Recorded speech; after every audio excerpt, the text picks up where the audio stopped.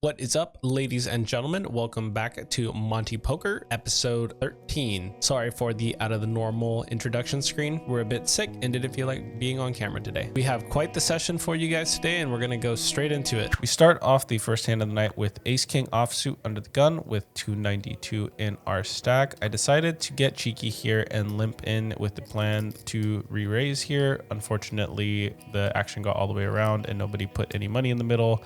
The small blind ends up raising it to 15, and I elect to just smooth call here for pot control.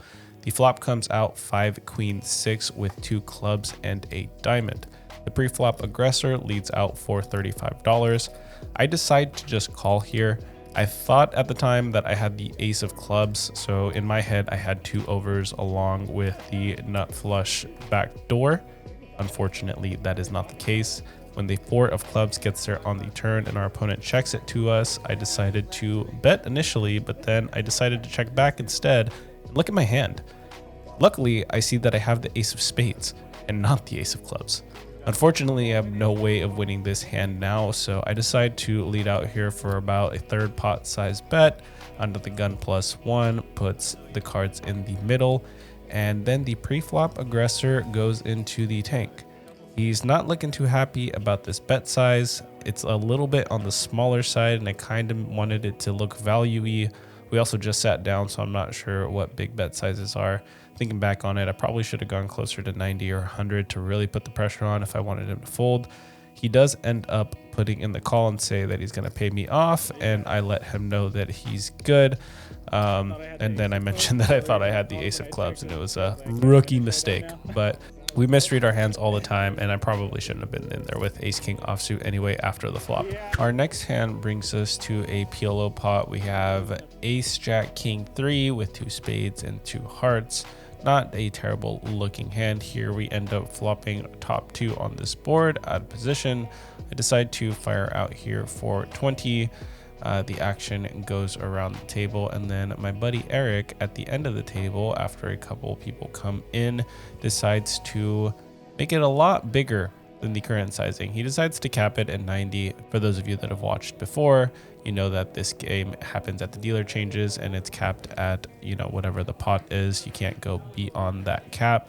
So I know Eric likes to do this with all of his draws, so I decide to put in the call here, and then the player after us also decides to call. At this point, I stand up with the camera, so I'm just going to go ahead and run the audio out for you guys. Let's see this run out. I got 2 pairs and a flush draw. I think you might have us with a set or something.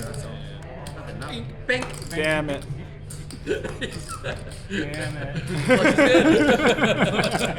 I don't have the PLO cards up and ready for you guys yet, but Eric hits a flush, the other opponent hits a straight, and our 2 pair is unfortunately no good.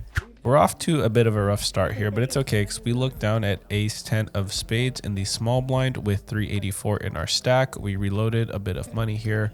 There's a $15 straddle on the button, and then the player in the middle, I believe it is under the gun, decides to call here for 15. The action gets to our buddy Eric, and he decides to re-raise it up to 50. The button gets out of the way. I can see a flop with you. Here we go.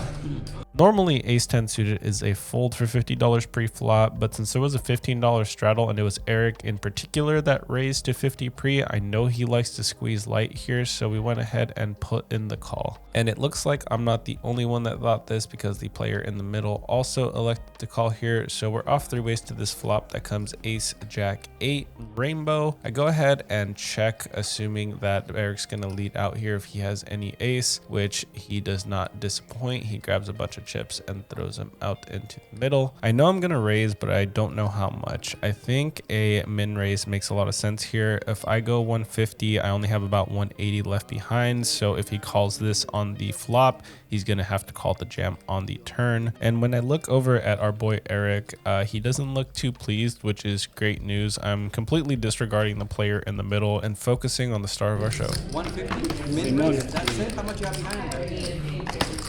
So just did a min raise, huh? How did you get it? Pretty good. Mine kind of sucks. I don't think I'm folding now, so.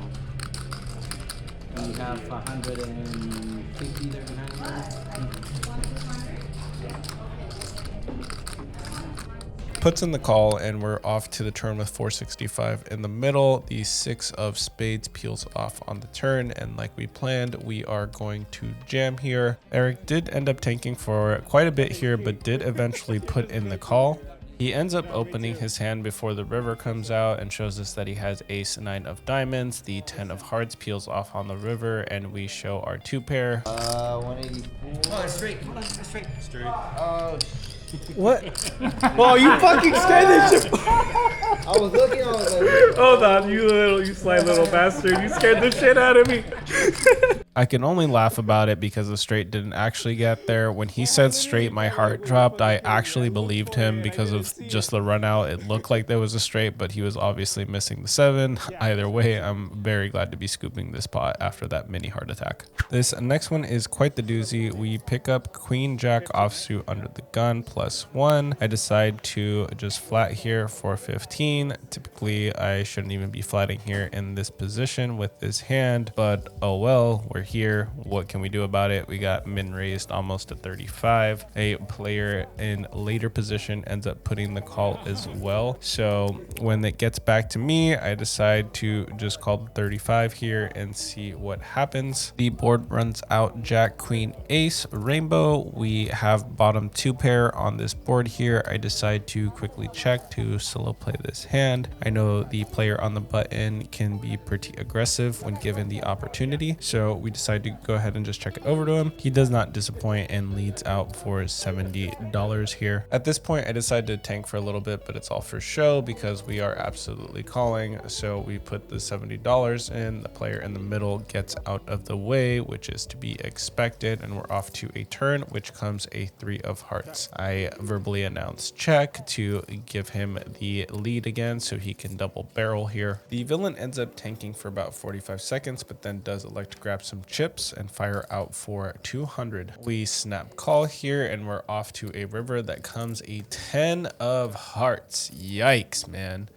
This sucks. I elect to check here just because so much stuff got there. A king is dominating us. There's a backdoor flush draw. Our opponent announces all in, and I freaking muck instantly. I'm pretty sure I had the best hand, but there's so much stuff that we're losing to on this board. Looking at my boy Shelby and the way he asked me if I was calling or folding, I'm like 99.9% sure we just got bluffed, but it is what it is. I can't really do anything about it. I think long-term making folds in these spots are going to be more profitable than not, and even if they aren't, that is what I'm going to tell myself so I can sleep at night. Moving on to the next one. This next hand happens 5 minutes after the previous one. We look down at jack 10 of hearts with 417 in our stack. There is a straddle on the button, so I decide to bump it up to $30 here, hoping to just take this down. And by $30, I actually meant $40. The player on the button ends up grabbing a bunch of green chips and raising us to 140 here. I'm pretty sure he has aces, maybe kings. Either way, we have 2 unders and we should just fold here. And for some stupid reason, I decide to call instead. The flop comes out pretty close to what we'd like to see, 7-8 queen, almost a straight. Not quite there. We needed a 9-8, not a 7-8, and this would have been absolutely killer. I decide to check, our opponent jams, and then we fold. He is kind enough to show us kings for the blog. Not sure why we called that pre, but here we are. This next hand brings us pocket 7s on the button with 252 in our stack. Make that 237 after we called this $15 open pre. There's quite a few of us going to this flop that comes 8-6-5 with 2 spades. We have an open ender with second pair on this board. When the action gets over to one of the players in later position, he decides to lead out here for $30. I think it's okay to call here. We have second pair, and you know, we have some equity to hit the open ender, obviously. But I think raising is an even better option. If he has 2 overs, this is really going to put him into a tight spot. Ace 8 is going to have a difficult time continuing here if we barrel again on the turn. So we go ahead and min click him to $70. He grabs some chips. Obviously, he's going to call for this amount. It wouldn't make sense to fold it. So we go off to the turn heads up. Queen of spades peels off on the turn, bringing in the front door flush. Our opponent takes some time to think over his decision, but does elect to check. And then I am just going to go ahead and shove here because I don't think he has anything that can call this shove. He might be beating our particular hand, but we do have a lot of equity if this does end up going to showdown, as long as he's not holding a high spade, which if he had the ace of spades, I'm sure he would have called already. He ends up putting in the fold. Our hand is good, and we end up making a little bit of money back. Speeding through the next one, we look down at king jack offsuit in middle position with 270 in the stack. We open for 15, and this flop goes 4 ways. The board runs out 10, 10, 10. Lead out for $40, trying to steal this pot, but it doesn't work and we get called. Luckily, we end up binking a king on the turn, so I continue for the same size bet on the river card here. It gets called once again. The 7 of hearts doesn't change much on the river. Action checks through and our king is good.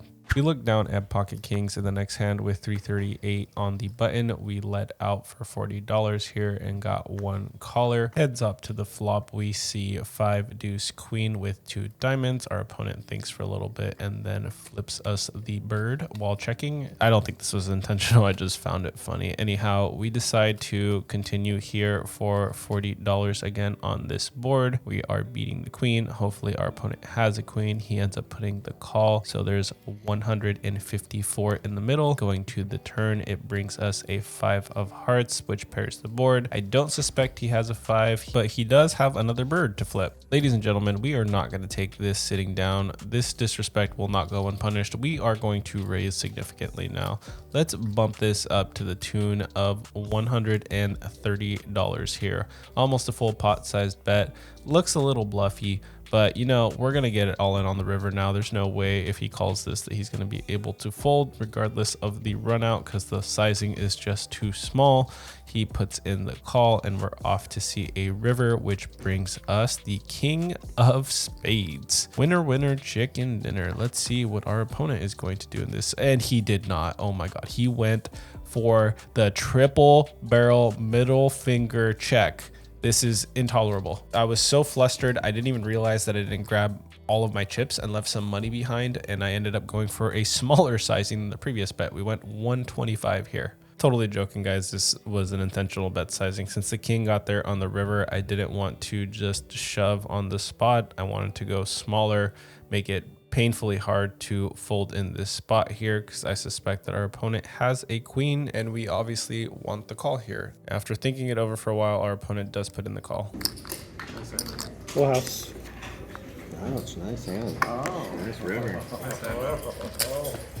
Maxwell saying nice hand, and we end up scooping this $600 pot. We've been on an absolute roller coaster of a session, but the money is finally flowing in the right direction. Next hand is ace 9 of hearts on the button, starting the hand with 7 2 in the stack. We call 15 pre, we call 15 on the flop with an open ender. We get there on the turn with the straight. We lead out for 40, but don't get any action. So we end up scooping this small little pot here. We lead out for 15 with pocket queen. Not on the button. It looks like we're under the gun or under the gun +1. The flop comes out jack king king, so we can't really bet it. 3 of spades on the turn, 9 of spades on the river. It checked to me 3 times, so I fire out for 20 and we get called, and our queens end up being good. Nothing too crazy here once again. Before we get into this next one, we have a few key things to go over.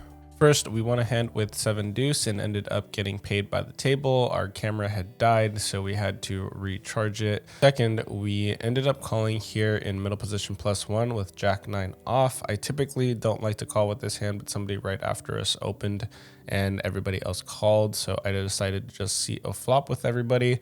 There's about 140 in the pot. Somebody bet for 15, and then I re-raised to 150 because we flopped the nuts. So let's just let this play out.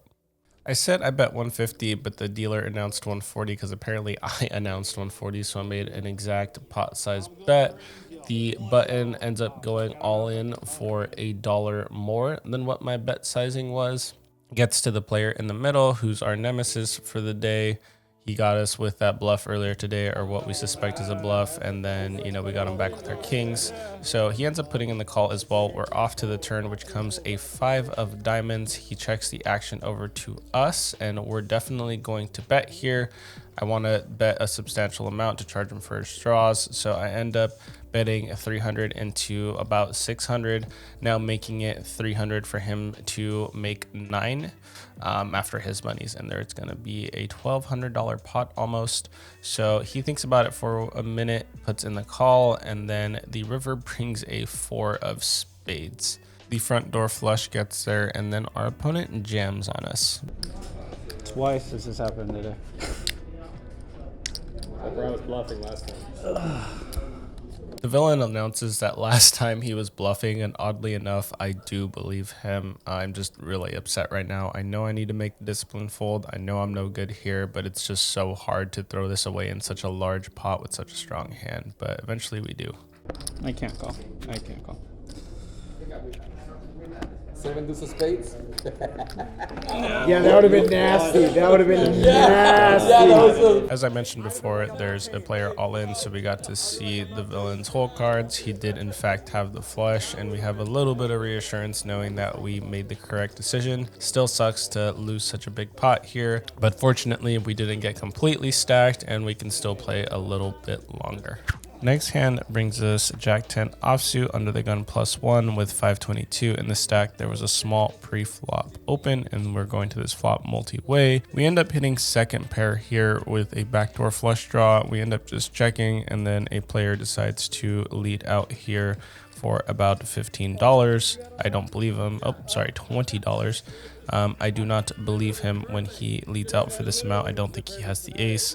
We turn 2 pair with the flush redraw, so I'm going to go ahead and bet here. We lead out for $30. The middle position player is not interested and throws his cards into the muck, but the original flop better ends up putting in the call. A 3 of hearts peels off on the river. Doesn't really change too much on this board. Flush didn't get there, no straight got there. So I think I still have the best hand of the situation. I decided to lead out for about $80 here. It's about a half pot size bet, and I'm really hoping the villain wasn't on some sort of draw with the turn card. Eventually he does elect to throw his cards in the middle, so unfortunately we don't get paid off here. Probably should have gone a bit smaller in this particular spot, but that's okay. Looking at this next hand, it's a PLO Bomb Pot as per usual. We didn't have that great of a starting hand, but you know, we got to see a flop for free, so we end up flopping a queen high flush draw, and the action checks through. We turn a gut shot to go with the queen high flush draw, so when our opponent bets a small amount, we obviously put in the call here. Then we're off to the river, which comes a 5 of clubs. The opponent checks. We bet the cap, which was around $55 or maybe $65. I'm not quite sure. I think it's, yeah, it looks like 55. So we end up betting what the cap is. Our opponent calls. He has the jack high flush. We have the queen high flush, and we end up scooping this small pot. Looking over another high speed hand here, we have pocket sixes in the small blind. We called a pre-flop bet. Queen jack 10 with 2 clubs come on the board. A 7 of hearts comes on the turn. Somebody bets 25, and I call with malicious intentions here. If anything comes to complete any draws on this very wet board, I'm going to try to fire at it. A king of hearts comes on the river, which puts a straight and a flush out there. I pick a pretty large bet sizing, and then we have a short stacked opponent that jams on us and end up having to make the fold for literally $30 more because we didn't want to look even stupider than we already will look in this situation. Quite unfortunate, but we just picked a bad time to bluff. Speaking of punting, you guys know one of my favorite hands to punt with, ace jack offsuit. Not intentional, but we always end up just shipping too many chips in the middle with this hand. This time is no exception. There was a $10 straddle on the button, so I decided to open to 30 under the gun, trying to isolate as much as possible. We end up getting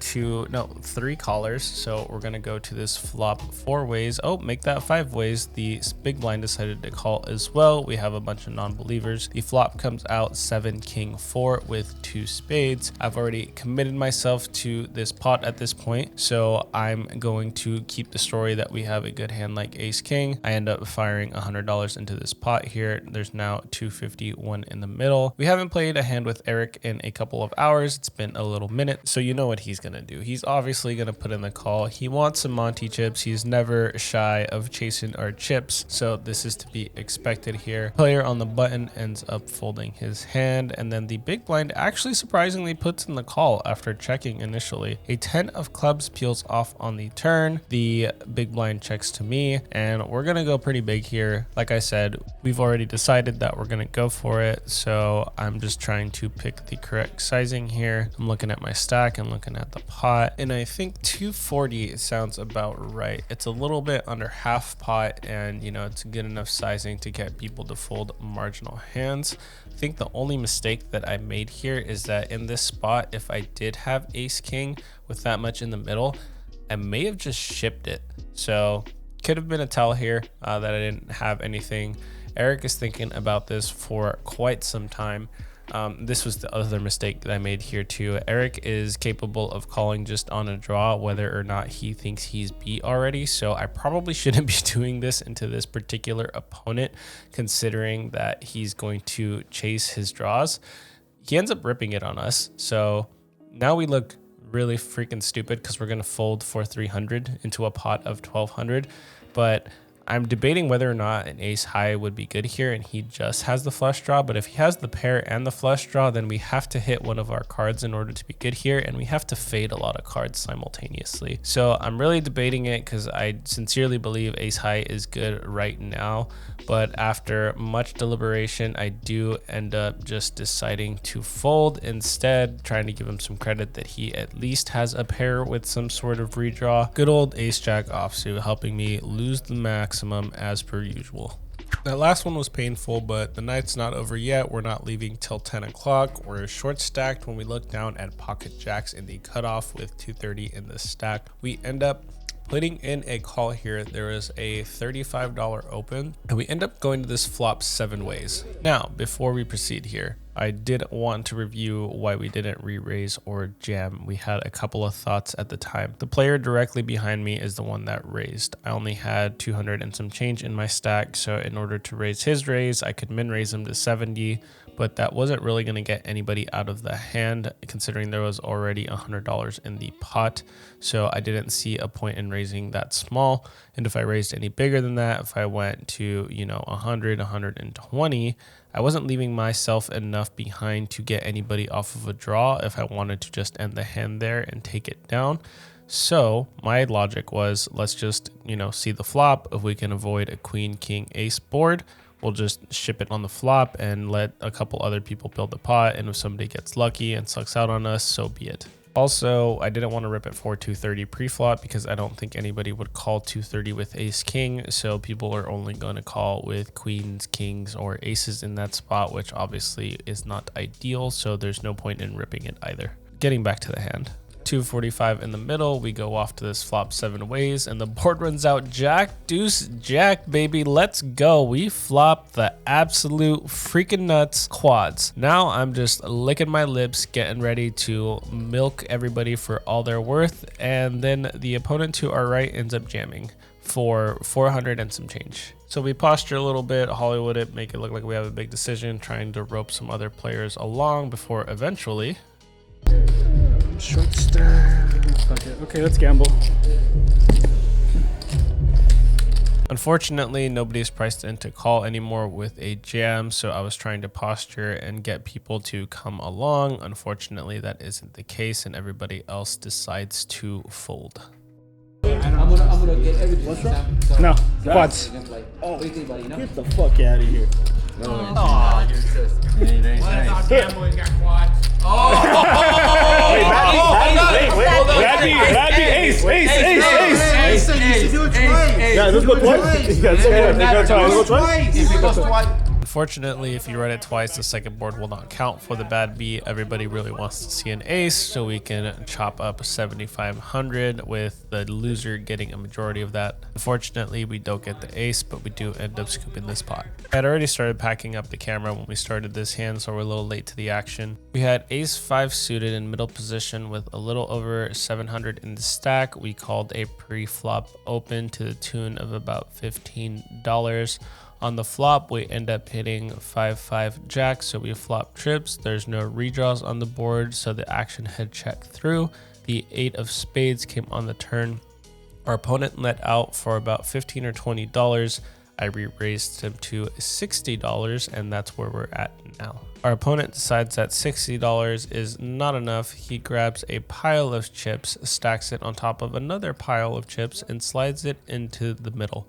We asked the dealer for a count because the stack sizings are a bit weird. It ends up being $190. We check our cards one more time, complain about it always being the last hand that you played because I announced this was my last hand before we had started the hand and I had called. So we put the money in the middle. We now have $430 in this pot going to this river heads up. My boy, please keep the run out clean. Please keep it clean. I am praying that we don't lose the rest of our money here in this last hand before we have to get up for the night. The river comes a 9 of hearts. Not really all that scandalous, not too dangerous. Our opponent takes some time. He ends up checking it. I end up checking it back here because I just want to take the pot as is, and I feel like if I would have bet, he may have checked raised us to put us all in, which I would have had to call off anyway, but I just wanted to avoid the stress. Probably a donkey move. Should have gone for some value here. I don't see what he would have called with. That was worse though after I called the 190 on the turn, so we just took our money and called it a night. Well, gents and germs, thank you so much for stopping by and checking out the episode. I'll save the breakdown for where the bankroll tracker is at for next week when we can actually do it on camera with you guys and pull up the screenshots. Thank you so much once again for checking us out. Make sure to like, comment, and subscribe if you made it this far, and I will see you all next week. Take care.